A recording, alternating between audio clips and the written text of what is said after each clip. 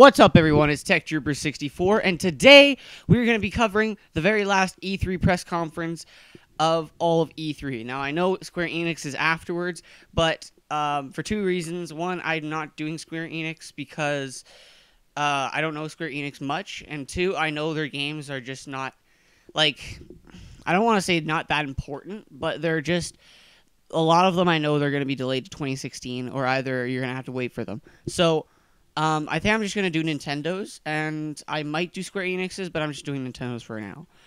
Anyways, so the show starts off with Mr. Miyamoto, Mr. Iwata, and Mr. Reggie. Why did I say Mr.?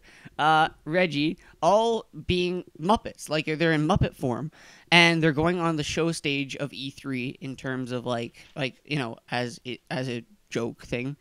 But then, slowly, when they get on the stage, they turn into the Star Fox crew. So, if I remember correctly, Reggie turns into Falco, Iwata turns into Peppy, and Miyamoto turns into Star Fox, or Fox McCloud. And I thought that was pretty cool and funny. And then after that transitions into Star Fox Wii U, and they show the footage, which looks really, really amazing and really nice. And the trailer showed off air and land battles. Now, what I mean by land, no, it's not a third-person thing like Star Fox Adventures. This time, it's more like the R-Wing can actually like walk on the floor as a walker, and it's pretty cool. And apparently, Miyamoto said that was from Star Fox 2, that game that never came out. And, you know, it was supposed to be like that, but, you know, they brought it in this game. And then afterwards, they talked about how the gamepad has a cockpit view, and the TV screen has a third-person view. So if you want to like look what it looks like in the cockpit, you can go look on the Wii U gamepad. I think that's pretty cool considering. I think that's pretty cool considering that there's virtual reality devices and that new Valkyrie game for the Project Morpheus. It's like virtual reality where you can look around. But anyway, on stage afterwards, they started talking about the title of the game. The game is called Star Fox Zero, and it's coming holiday 2015. There was no specific release date said. So the reason why it's called Star Fox Zero is because Miyamoto says it's a fresh new title. It's not a sequel. It's not a remake. And because the Star Fox series was on hiatus for a while, they're just going to call it Star Fox Zero. Because it's like, it doesn't come before, it doesn't come after, it's just a zero game. So it's pretty cool. Next, Reggie came up and started talking about how they're not talking about the NX at E3, or they're talking about mobile, which surprised me. I thought they weren't going to even like have a lick of talking about those stuff. But anyway, afterwards they had like a small transition of Super Mario Maker, which it was cool and all, but I found out later on those transitions were just to show off what game they're talking about next. So yeah, then they talked about how there's new amiibo coming out, and they started with Vicarious Vision's director, which, if you don't know who those are, Vicarious Vision is the team behind Skylanders. So when they came up, the director started talking about Donkey Kong and Bowser Skylanders coming out, and that they're interchangeable Skylanders, and they could be Skylanders and amiibo. So there's a small switch under them that if you switch it to Skylander, it can be... when it's switched to Skylander, it can be a Skylander, and when you switch it to Amiibo, it can be an Amiibo. Now, they didn't say anything that it was exclusive to the Wii U version. I'm pretty sure they did, but they didn't say much at all. And when you switch it to Amiibo mode, it can be played as an Amiibo. So it's pretty cool the way that works. And they didn't say a release date, but I'm imagining that it's coming out when Skylanders, what's it called, Superchargers, is coming out. Next is how they're talking about a brand new Zelda game, but for 3DS. The game announced is called Triforce Heroes. In other words, Legend of Zelda Triforce Heroes. It has multiplayer co-op online as well, so you can play online with your friends too. So it's pretty cool. I haven't seen online reactions yet, but it looks like it's a good game that a lot of people might like. It's running on the same graphics engine as A Link Between Worlds, and if people have played A Link Between Worlds like myself, you know that graphic engine is really, really nice. Afterwards, they said that the game is coming this year, I believe. I could be wrong about that, but they didn't really give a release date at the digital event. Afterwards, they talked about another Zelda game, technically, Hyrule Warriors for 3DS, which we knew about already, is shown with new characters and a trailer. and it will be called Hyrule Warriors Legends, and it's going to be coming out on the first quarter of 2016. So unlike last year's Hyrule Warriors for Wii U, it's not a rush to take this out to market. So yeah. Next, they talked about a brand new Metroid Prime game, finally. This new Metroid Prime game is called Metroid Prime Federation Force for the 3DS. It's coming out in 2016. From what I've seen online so far, people aren't really happy with this reveal. If you ask me, I think it's pretty cool, but some people are not happy. Moving on, then they talked about Fire Emblem. The new game Fire Emblem If is what it's called in Japan, but the name in English has been revealed, called Fire Emblem Fates. The game is coming out in 2016, and there was a trailer shown. I'm going to put a link in the description if you want to go see the press conference for your No, if you want to go see the digital event for yourself. So yeah. Next, they talked about Fire Emblem X Shimigami Tensei. Or it's the other way around. With a new trailer, which still looks really good than it did when they showed a trailer last time. The game is coming in 2016. That's kind of obvious. Next, they talked about Xenoblade Chronicles X with a new trailer. And the graphics, if you ask me, some people might debate with me, but I think they looked a lot better than the last trailer. And some people might make the debate, oh, it's downgraded again, but I think it looks good. They finally gave us a real release date in America, and that release date is December 4th, 2015. So that's not too bad. At least we're getting it before 2016, right? They didn't really say if we're getting the collector's edition like Japan is, but I hope to God we are, because it looks really nice. Next is an Animal Crossing game for 3DS that was revealed previously. Animal Crossing Happy Home Designer for the 3DS. It's coming September 25th for the 3DS and new 3DS. And it's going to have all compatible amiibo stuff with the cards, which is cool. Next, they talked about another Animal Crossing game coming for Wii U this time, but not the one you're thinking. Animal Crossing Amiibo Festival is a board game like Mario Party, and you use amiibo for the whole entire thing. And it looks good, it looks cool, because when you choose an amiibo character from the Animal Crossing series, you put it down, and when you land on a tile, you have like animations and celebrations like in the normal Animal Crossing games. I don't know, it looks okay. It's coming out holiday 2015.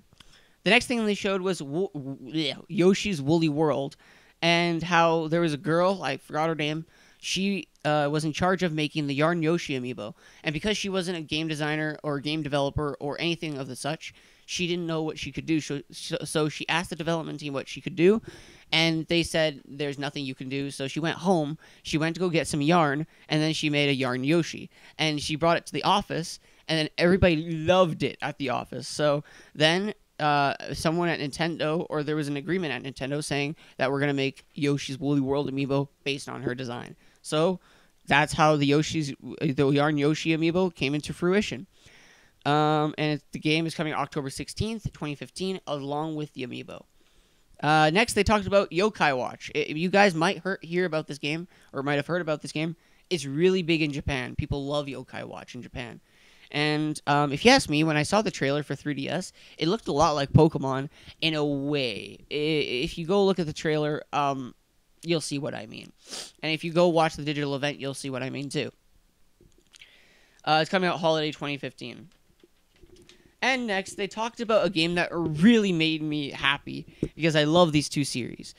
A new Mario and Luigi game, which is a sequel to Mario and Luigi Dream Team that came out for the 3DS about 2 years ago, is crossing over with the game series Paper Mario, and the game will be called Mario and Luigi Paper Jam, and it's coming out in spring 2016. Unfortunately, I love Paper Mario and I love the Mario and Luigi series.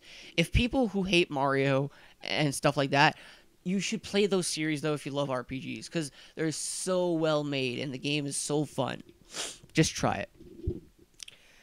Anyway, next they talked about a new Mario Tennis game called Mario Tennis Ultra Smash, and they didn't give much details. All they did was give a trailer, which is coming in 2015 holiday, which is great.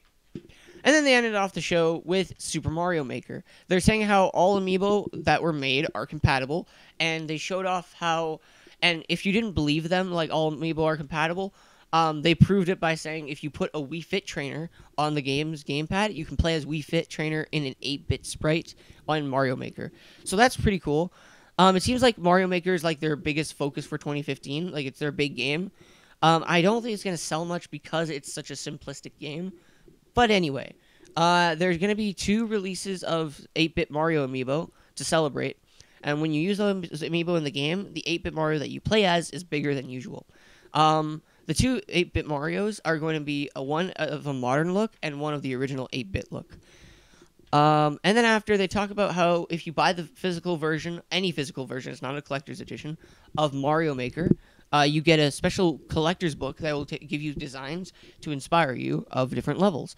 The game's coming out September 11th, 2015.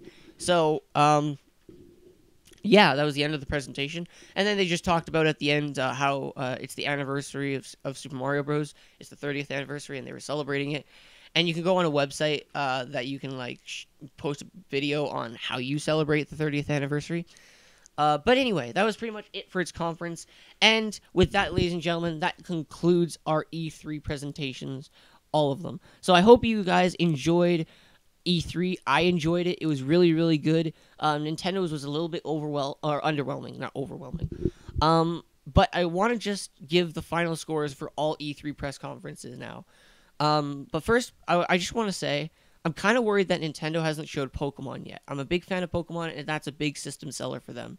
And they haven't shown one for the 3DS yet, so that worries me.